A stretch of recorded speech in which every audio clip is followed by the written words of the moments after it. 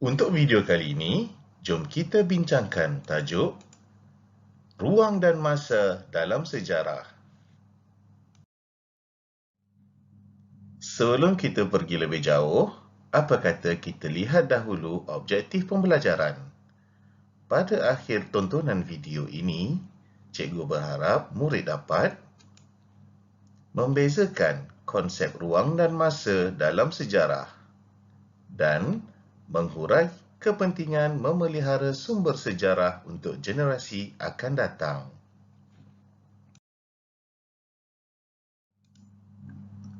Sejarawan menggunakan urutan masa untuk mengkaji peristiwa sejarah yang telah berlaku.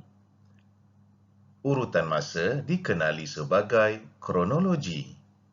Adakah anda semua pernah mendengar perkataan kronologi? Sejarawan akan melukis garis masa untuk menyusun kronologi sesuatu peristiwa. Kita teruskan dengan melihat rajah garis masa ini. Konsep masa dapat dibahagikan kepada dekad, abad dan alaf. Konsep masa juga boleh dilihat mengikut zaman, iaitu zaman sebelum Masihi.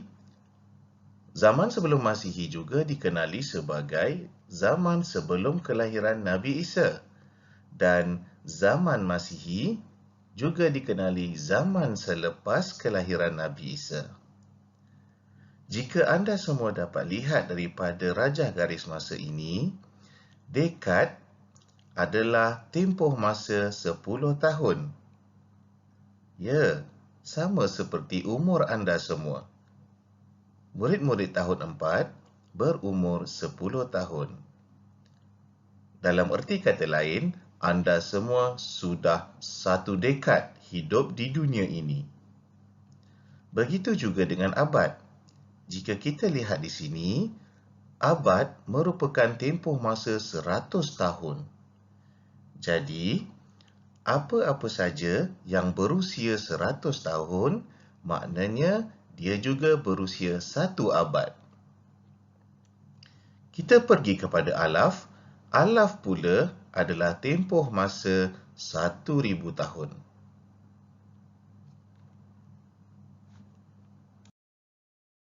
Baiklah murid-murid, setelah melihat rajah garis masa sebentar tadi, dapatkah anda ingat semula apa itu kronologi? Ya, kronologi adalah rentetan peristiwa yang berlaku mengikut urutan masa. Bagaimana pula dengan maksud dekad, abad dan alaf? Bagus. Dekad ialah tempoh selama 10 tahun. Abad pula tempoh masa selama 100 tahun. Manakala alaf ialah tempoh masa selama 1000 tahun.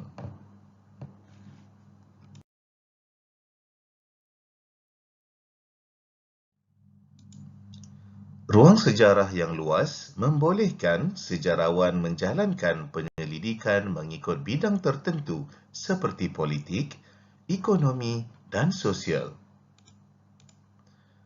Ruang dan masa memudahkan kita memahami peristiwa sejarah yang telah berlaku.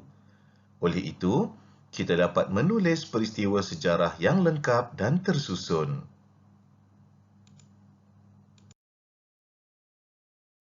Murid, untuk anda lebih memahami tentang apa itu kronologi, mari kita lihat kronologi diri Afiq. Ini ialah Afiq. Mari kita lihat kronologi diri Afiq. Afiq dilahirkan di Hospital Banting pada tahun 2011. Semasa berumur 4 tahun, iaitu pada tahun 2015, Afiq mula bersekolah di Basti Asy-Syafi'i, Kancong Darat. Seterusnya, pada tahun 2018, Afiq mula bersekolah di SK Kancong Darat. Dan kini, pada tahun 2021, Afiq seorang murid tahun 4 di Sekolah Kebangsaan Kancong Darat. Baiklah murid-murid, melalui kronologi ini, dapatkah murid-murid membezakan apakah itu masa dan ruang? Ya, konsep masa ialah seperti yang diberikan contoh ini, iaitu tahun 2011, 2015 sehinggalah 2021. Masa juga boleh kita tuliskan dengan contoh Januari, Februari sehinggalah Disember. Ataupun masa kita boleh tulis seperti yang kita belajar sebentar tadi, iaitu melalui dekad ataupun alaf. Ruang pula ialah penceritaan ataupun apa yang berlaku pada masa-masa yang telah kita tuliskan tadi.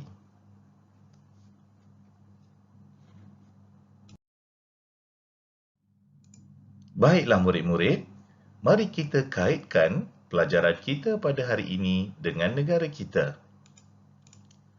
Negara kita iaitu Malaysia telah lama merdeka. Banyak penemuan dan peristiwa bersejarah telah berlaku dalam negara kita.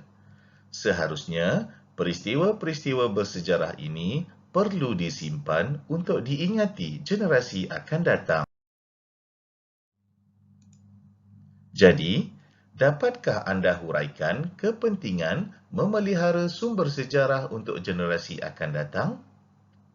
Kenapa ya? Kepentingan mengekalkan penemuan sejarah. Pertama, penemuan sejarah itu akan menjadi warisan negara. Kedua, penemuan sejarah itu dapat menghasilkan sumber sejarah yang berkualiti. Ketiga, menjadi sumber rujukan pada masa akan datang. Keempat, penemuan sejarah itu akan menjadi sumber tarikan pelancong tempatan dan luar negara. Dan yang kelima, ia akan menjadi iktibar kepada generasi akan datang.